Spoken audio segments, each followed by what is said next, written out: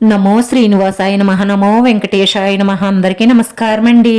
ప్రతిరోజు రాశి ఫలితాలు తెలుసుకోవడానికి ఇంకా మన ఛానల్ సబ్స్క్రైబ్ చేసుకోకపోతే ప్లీజ్ సబ్స్క్రైబ్ చేసుకోండి.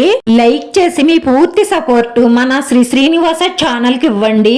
ఈ వారం రాశి ఫలితాలలో గోచార్య రీత్యా వృషభ రాశి వారు ఎటువంటి శుభాశుభ ఫలితాలను పొందుతారో తెలుసుకోవడానికి ఈ మన వీడియోని ఎక్కడా స్కిప్ చేయకుండా చివరి వరకు చూడండి.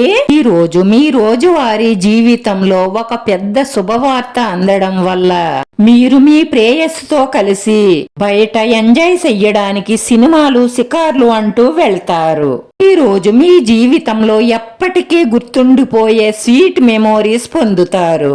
మీతో తిరిగే మీ భాగస్వామి మీ చెయ్యి అందుకోవడం గురించి ఏం ఆలోచిస్తున్నారో తెలుసుకోండి. ప్రేమికులు ఆది దంపతులను దర్శనం చేసుకోండి. మీ ప్రేమ బలపడుతుంది.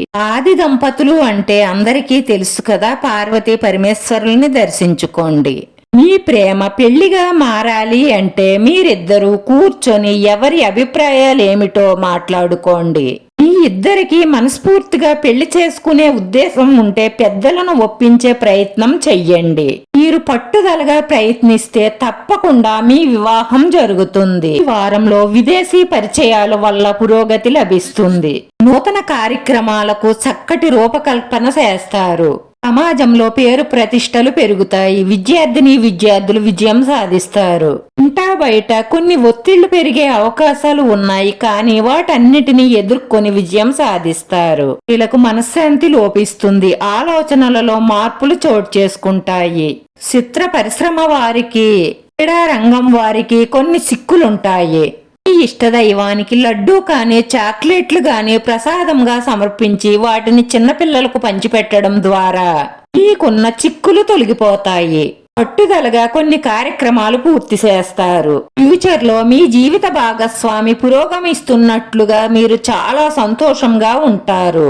వ్యాపారాలు పుంజుకుంటాయి. మీరు మంచి ప్రయోజనాలను పొందుతారు. వాహన ప్రయాణం చేసేటప్పుడు మాత్రం మీరు చాలా జాగ్రత్తగా వాహనాన్ని డ్రైవ్ చెయ్యండి, లేదంటే స్వల్ప ప్రమాదానికి గురయ్యే అవకాశాలు గోచరిస్తున్నాయి.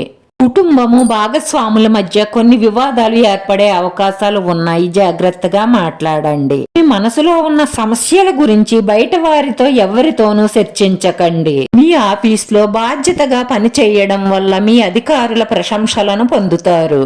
వ్యాపారంలో పెట్టుబడులను పరిగణలోకి తీసుకొని జాగ్రత్తగా చెయ్యడం వల్ల లాభాలుంటాయి.